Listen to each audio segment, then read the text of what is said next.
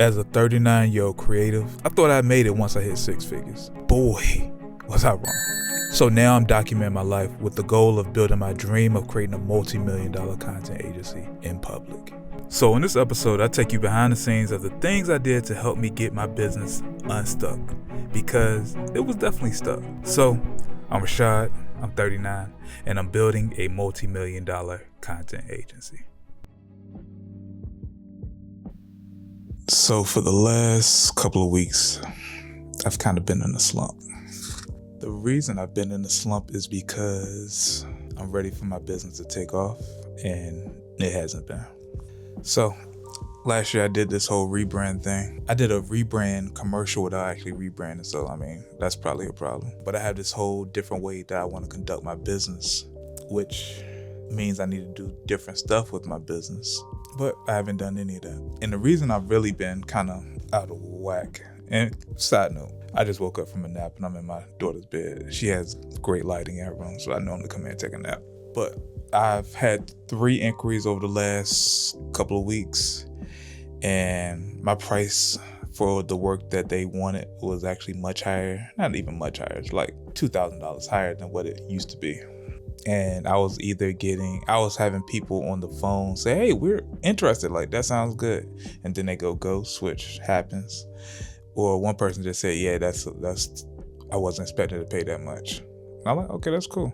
And so it just got me thinking, like, should I go back to my old pricing and just try to work my way back up? But I know that doing it that way has led me to being burnt out or producing work that I'm not proud of. Or should I kind of stay on the path of the plan that I've been on, which is to do more high-end work and charge more? But the stress with that is I have bills. My job takes care of a lot of bills. I ain't say it takes care of a lot of bills. My job takes care of my main bills. But I still have other things I need to pay. And I just got bills I need to take care of. So that's my dilemma. So I need something to help me get out of the slump that I've been in. And going to the gym helps with that.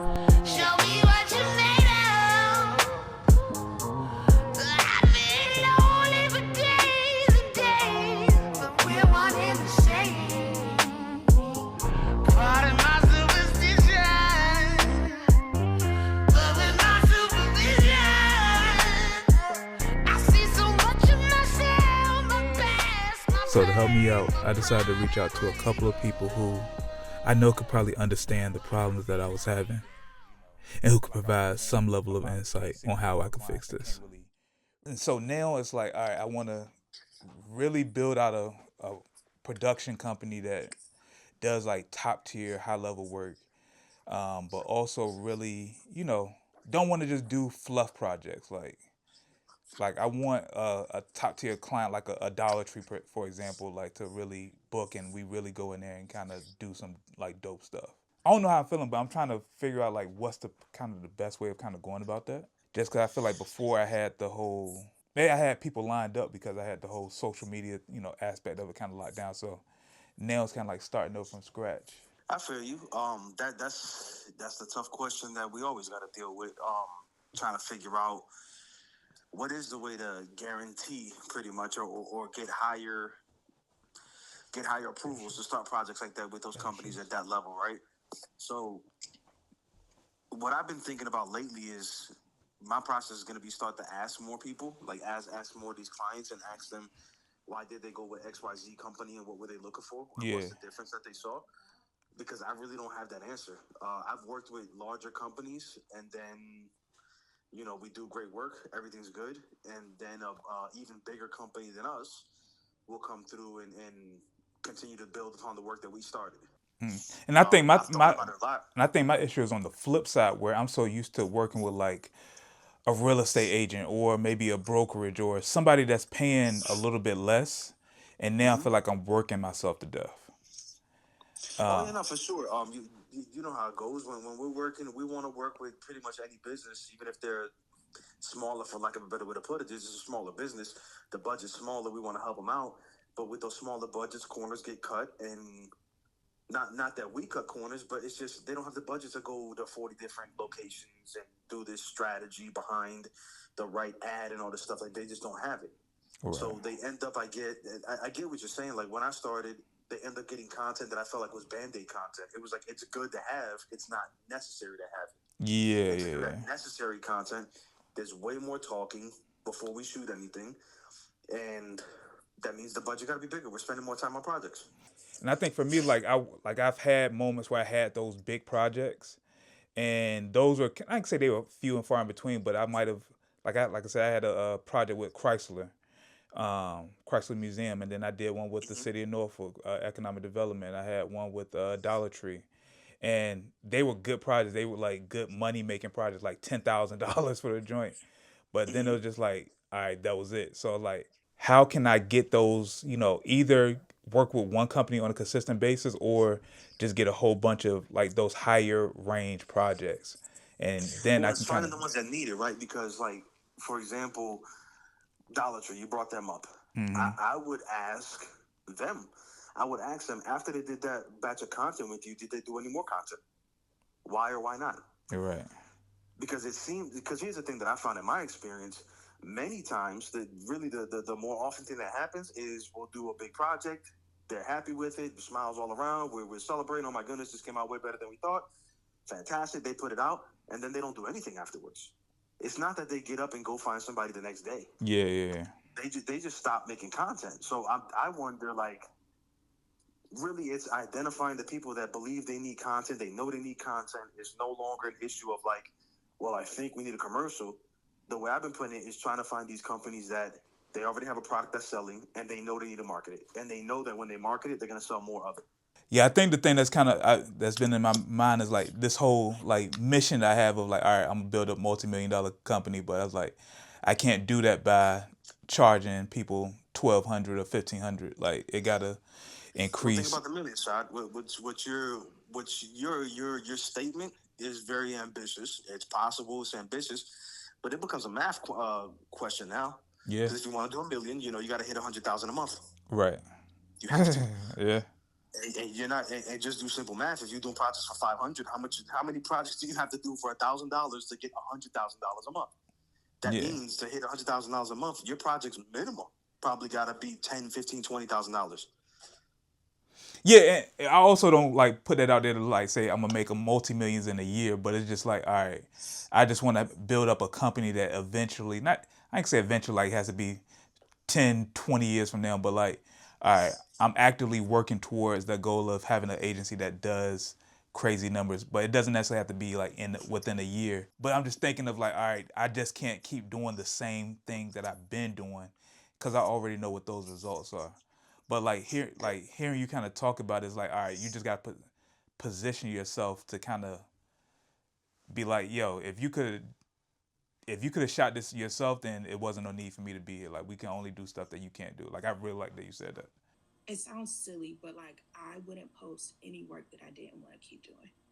Yeah, I think my thing because I actually was like, all right, I need to start bringing in some money, and I like, all right, let me kind of go back to that. My thought process was like, all right, let me kind of go back to what I was doing because matter of fact, I felt like I was charging more because I had a couple inquiries that came in over the last like 2 or 3 weeks, and I was like, before I would have been like, yeah, it would have been like, for a quick little video, it might have been 1,000 or 1,500. I'm like, yeah, it's like, and I was like saying like it's 4,000, it's 5,000, 3,000, Mm-hmm. whatever, and now people was going ghost, and I'm like, dang, you know, I need to start, bringing in some money. So maybe I need to kind of go back to what it was and kind of build up again. I like that just feels like a backward step instead of moving forward. And so, Yeah. but then I was like, so there has to be some type of disconnect where I'm not reaching those particular clients. And I asked one of my guys who actually does, marketing and video. He's like, a lot of your content that you put out kind of talks to the solopreneur. So maybe Mm-hmm. switching that up and maybe doing something a little bit more, high end or, something that they would value instead of just kind of speaking to, hey, You want to learn how to put out content? Well, let me show you how to do that. Like what? Yeah, and I think that the step, and that's why I was like leaning into both brands is ideal, because I think again, like the things you do for your personal brand are Mm-hmm. great. But I feel like your company brand needs to be just as loud. And like going on your just like going on your feed, like making whatever you see Rebel Society being, Mm-hmm. make it that. So like if you were not Rebel Society and you were your target audience, and you think about how much money your target audience has to put behind this, Mm-hmm. the results that they're looking for and the type of numbers that they're looking for, like when you find Rebel Society online, are you hiring you? Okay. Okay. And and so I think a huge thing, and it maybe like this is the thing, completely separating yourself from Rebel Society. So it's like a completely, like you are not the business anymore. Yeah. Yeah. I would really think outside of, I would really think outside of the box. And I know it sounds abstract. Um, but I would really tap into imagination. Um, because I think when you're thinking about so much about, okay, how is this going to be successful? How is Mm-hmm. this going to draw clientele? How is this going to bring in money? It really does stifle a lot of the creativity versus like I'm building this really dope creative company and Right. like this is how we present ourselves. Right. Right. Right. Right. Right.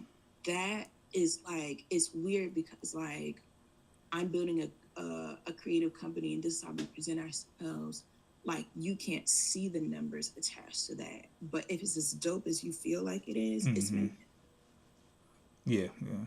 Okay. Um, and so, and I would give that a chance to grow and breathe. Mm-hmm. And I will also just make sure that it's in front of the right people. But like you know that based on having some of those key profile questions. Yeah.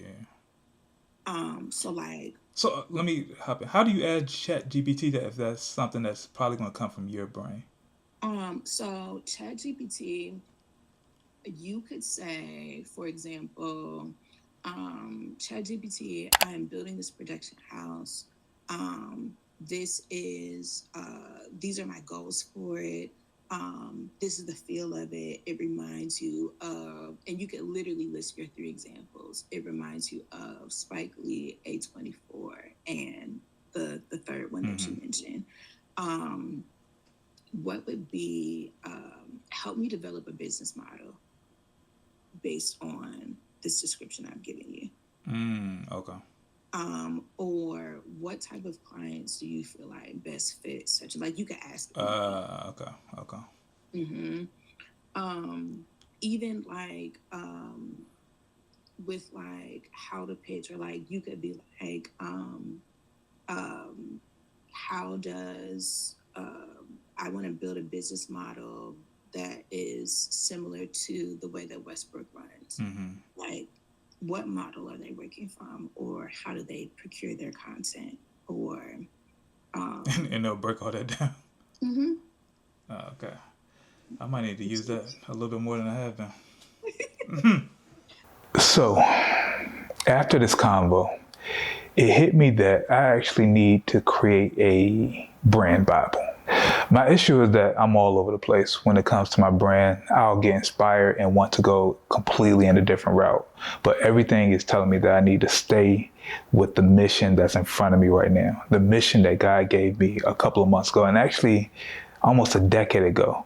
And I've always veered away from that. But now I know for sure that is where I need to head to. So let's get educational for a second. So The definition for a brand Bible is, I'm gonna read out this. A comprehensive guide that outlines all the elements of your brand, including your brand identity, voice and tone, messaging, and visual guidelines. It acts as a reference tool for everyone involved in creating and promoting your brand to maintain consistency and adhere to your brand's guidelines. So let's talk about Off-White for a second. Off-White is a fashion brand started by Virgil Abloh in 2012. Known for mixing high fashion and street style.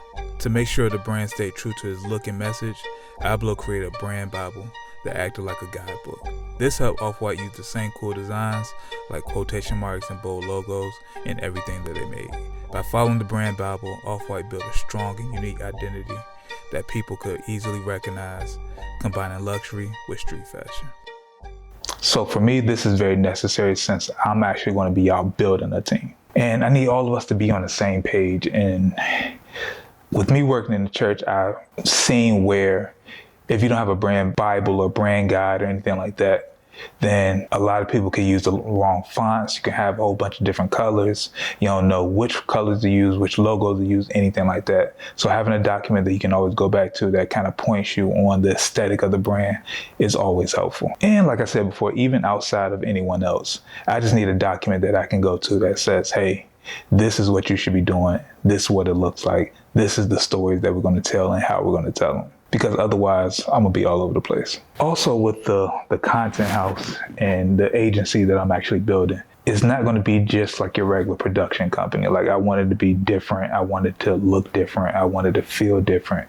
And so the only way for me to do that is to be able to have a mood board with different images, style sheets, have a different tone than everybody else.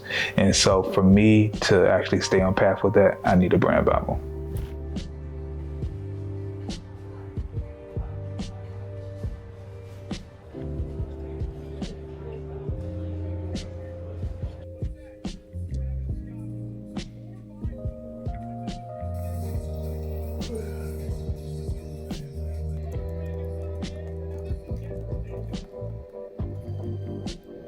After about a week or two of creating a brand Bible, this is what my finished product looks like.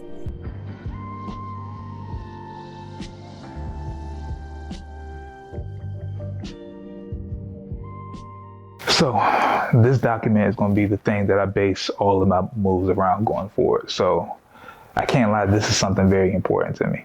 And I feel like if you have a business that you want to do something great around, do something greater than what everybody else is doing, then you need something that's going to actually keep you on that path and keep you focused on where you need to be at all times. So if you have a business that you feel like is made to be different than any other of your competition, but you feel stuck in your business, or you feel like you're not getting the clients that you want or the momentum that you want to build, then create a brand Bible. So you can start to see those moves that you plotted out in your head and wrote down on paper very clearly. So hopefully this is the start of much success. Me getting the clients that I want, me building out the company that I want, me doing some excellent projects, top tier projects. Even if they're spec projects, I just need to kind of get the ball rolling and start to build those out for myself. So I'll come back with an update probably next week to let you guys know how that's going. But that's it for this video. So I'm Rashad, I'm 39, and I'm building a multi-million-dollar content agency, a content house. And Zion, Daddy loves you.